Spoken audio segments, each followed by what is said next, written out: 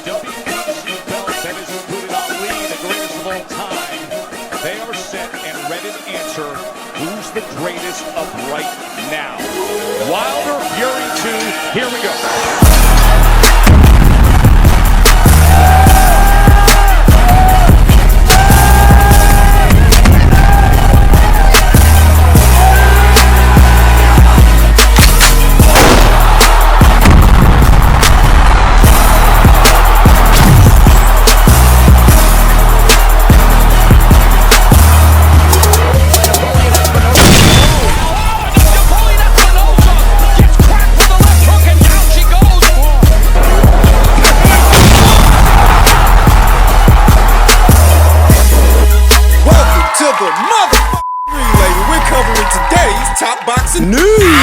Start with this. Well, Puerto Rican prospect Edgar Berlanga has mounted a response to some harsh comments from former WBC super middleweight champion David Benavidez. Edgar was quoted as saying, "He's hating. He sees the buzz that I'm getting. At the end of the day, he knows eventually that fight with me and him should happen. God willing, it will happen, and it should be big for the fans. He should look into the box rec and understand the first 16 opponents he fought and the first 16 opponents I fought. I've been fighting and stopping guys with winning records that have never been stopped before." To that I'll add that I've noticed some harsh criticisms levied towards Edgar Berlanga in reference to who he's been fighting. And I don't understand these people. I mean, I really don't.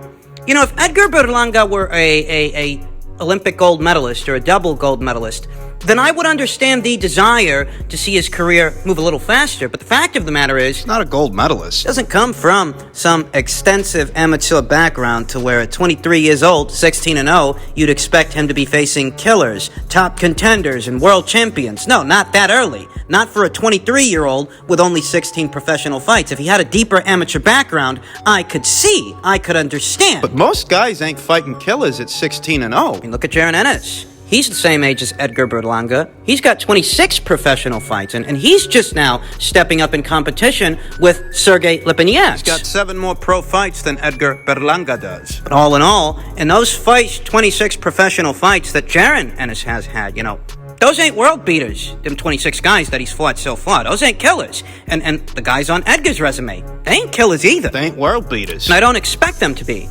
That's the point. There's absolutely nothing wrong with the quality of competition that Edgar Berlanga has been facing, because you'll find that most professional fighters' resumes look like this at only 16-0, 23 years old. Short of an extensive amateur pedigree. It's those guys and gals that have had extensive amateur careers that get fast-tracked into world title opportunities, world title fights in their first few professional bouts. You know, your Vasyl Lomachenko, your Katie Taylor, your Clarissa Shields, those kinds of fighters. But that's not the norm. That don't speak for everybody, because not everybody's a gold medalist, let alone a double gold medalist. So there's nothing wrong with Edgar's resume. Here today, in January of 2021, his resume looks how it's supposed to look, given the circumstances. I don't have any issues with who Edgar's been fighting. But if Edgar does find himself under the microscope, if Edgar does seem to be under the hot lights rather prematurely for someone where he is in his career, it's because of the attention that he's getting. He's well connected, charismatic, and has been seen quite publicly rubbing elbows with some very powerful people, notoriable celebrities and public figures. Perhaps that might explain why what is otherwise just a prospect is getting all this attention. All of this scrutiny. That I don't even think is necessary at this point. His name is already being tacked on to a potential David Benavidez fight. David Benavidez, who is just a year older than Edgar, but much further along in his career than Edgar. As we forget, David Benavidez is a 2-time super middleweight champion. Should I say, 2-time former super middleweight champion. He lost his title on the scales ahead of his last fight with Romer Angulo. A potential fight between them could be the kind of mega match that rekindles that Puerto Rico versus Mexico rivalry that has given us so many titillating matches in the past. It has been a long time since Puerto Rican boxing, the Puerto Rican boxing scene, for men, produced an electrifying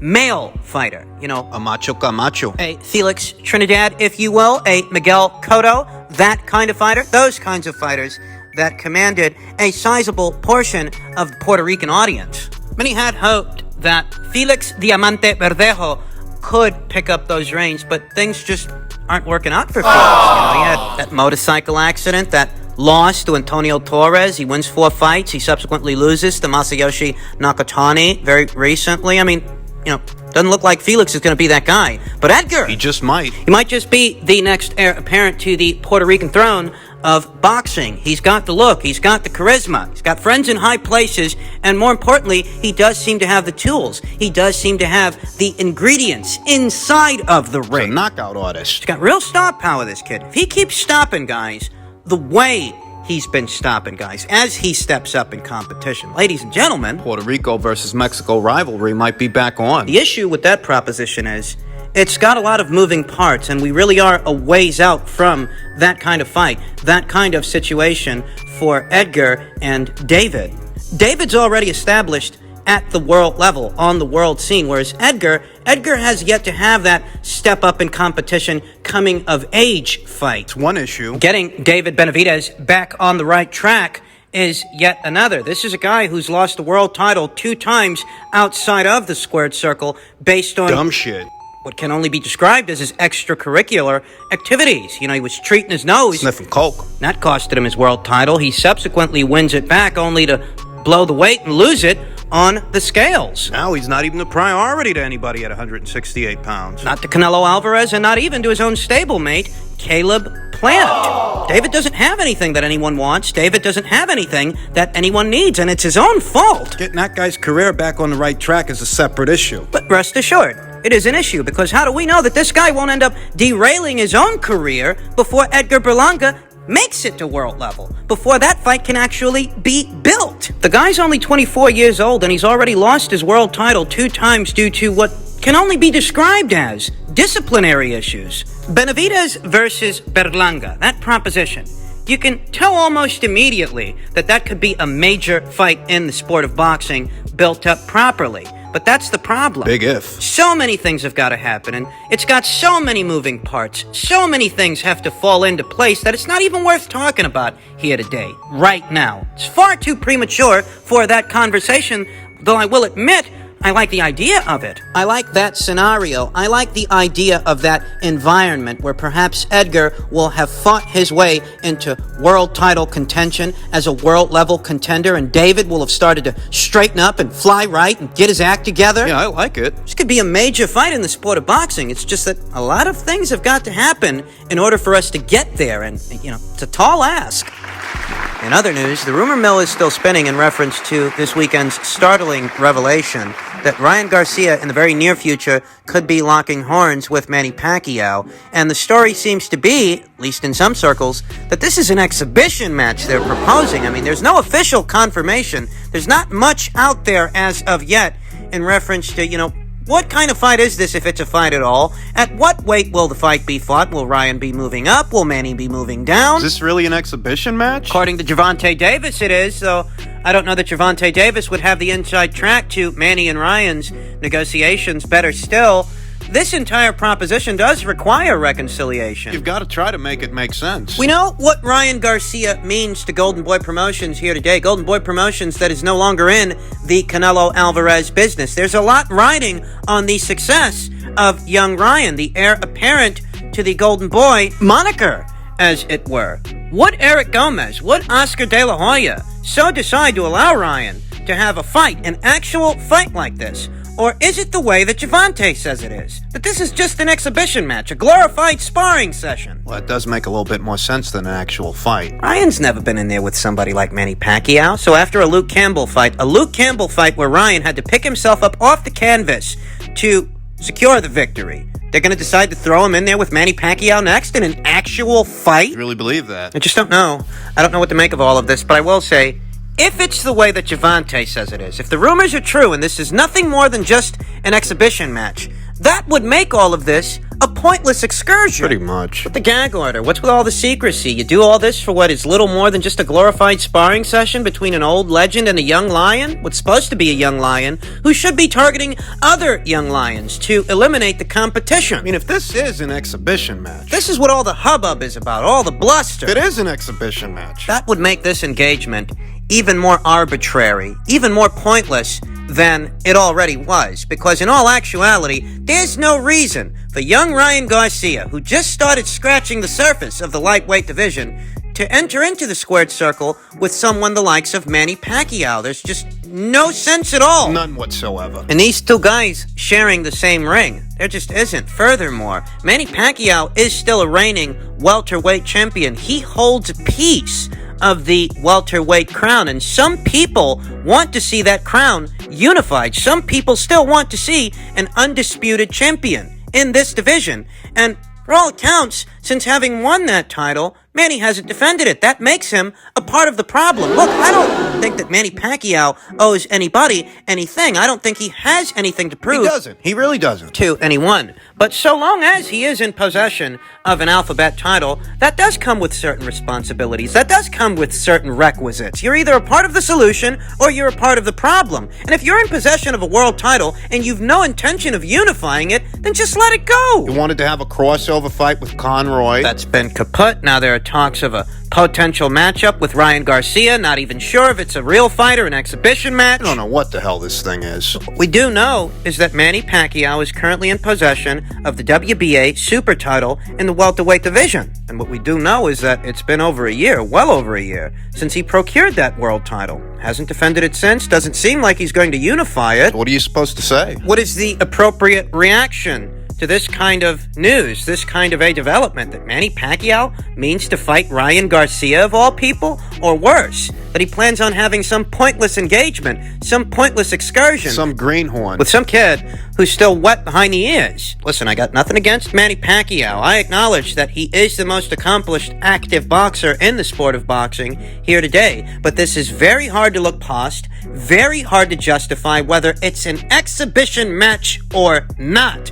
It is a waste of the boxing community's time. Ryan and Manny ain't got no business sharing the ring with each other. And finally, just in reference to what other news is coming out of the lightweight division, Devin Haney says he'll fight Javier Fortuna or Jorge Linares if Teofimo ducks him. And this division is fast becoming a polarized division because people have grown quite comfortable persecuting Devin Haney for how it is he came to be a champion, a world champion. They don't consider him one. You know, I've often talked about how this entire situation came about, just as well as the why of it all, but that's going to fall on deaf ears. There's just no point in mulling over those particulars. There's no point in revisiting the same old subjects, broaching the same old talking points, that if Devin Haney is in fact this overhyped fighter who really isn't any good and hasn't beaten anyone, then why would Teofimo Lopez need $10 million to fight him? Need $10 million to fight a paper champion? I've grown quite tired of discussing what's not happening at lightweight. Which two guys ain't fighting, what the reason is. Here we go. What the quotes say, what the promoters say, what the fighters say, and the whole thing is exhausting. It's boring. Just tired of hearing about how stacked the lightweight division is. It's got all these fucking talented guys, but for all their fucking talent, they ain't fighting each other. There's always some fucking reason for them not to fight each other. There always is, and ultimately, these kinds of conversations, these kinds of discussions for Devin Haney in particular, they're not doing him any favors. He doesn't need to keep mulling over what it is that Teofimo Lopez is or isn't going to do. What Devin Haney really needs to do at this point is get in there and show people who he is. Show people what he's made of. Forget about the blame game. And forget about Teofimo Lopez, at least for now. Because as much as I'd like to see that fight sooner than later, as much as any one of you guys out there, I know it's not about to happen. I know that these are not the ideal circumstances to stage such a match, and continuing to discuss it and why it's not happening is just an exercise in futility. Ultimately, what Devin needs, signature fights, signature wins. That's it. Javier Fortuna, Jorge Linares. Pick one and get him in the ring. Enough with the he said, she said, and who's to blame, and why this isn't happening, and all of that, when ultimately it's the fights themselves that galvanize the fight fans. It's the fights themselves that create the demand, that raises the fighter's marquee value, till the fight fans themselves are the ones asking a Teofimo Lopez to take you on. These fucking articles about the same thing. The same pundits regurgitating the same questions in reference to the same subjects fights that haven't gotten anywhere since the last time you asked about them. You got the same answers you're getting here now. Just finalize the fucking Fortuna fight, for Christ's sake! You'd think every one of these fights is a mega match, how long they take to put together. This is Javier Fortuna we're talking about. Enough already. Yeah, I got nothing against that guy. He's a solid fighter. He's a top 10 lightweight. Make no mistake, that's what he is. Not a star. But should it take this fucking long to get a fight done with a guy like that? Lopez isn't next. He's just not. No matter what you want to say, no matter what the pundits want to ask you,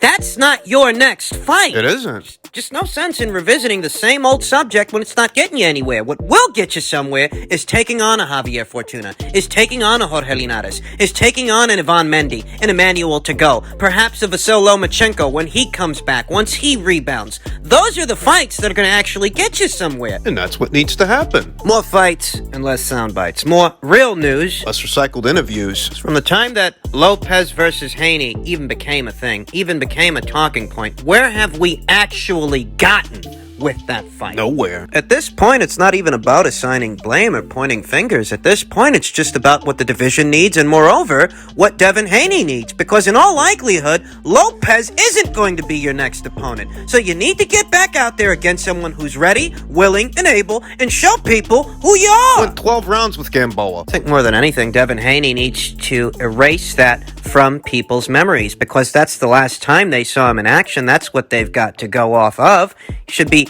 working towards that, because it's hard to convince the boxing community at large that Teofimo Lopez, who took on Richard Comey, a devastating puncher, who took on Vasil Lomachenko, the then authority at this weight, it's hard to convince the boxing community at large that Teofimo Lopez has something to be afraid of in you when you're the guy who went 12 rounds with Yuri Gamboa. Stop me when I tell a lie. Listen, I think Devin Haney's a very talented young kid, I do, but it's hard to convince the boxing community at large that Teofimo Lopez has something to be afraid of in Devin Haney behind that Yuri Gamboa performance, behind that fight. What Devin needs to do is get back out there and keep racking up victories, keep garnering professional experiences. Keep building his brand. Keep getting better and keep your name in the conversation. They're not going to fast track you to a Lopez fight, no matter how much you might want them to, no matter how much your supporters might want them to. That fight ain't about to happen. All the idealized logical arguments in the world. Made by fight fans on social media or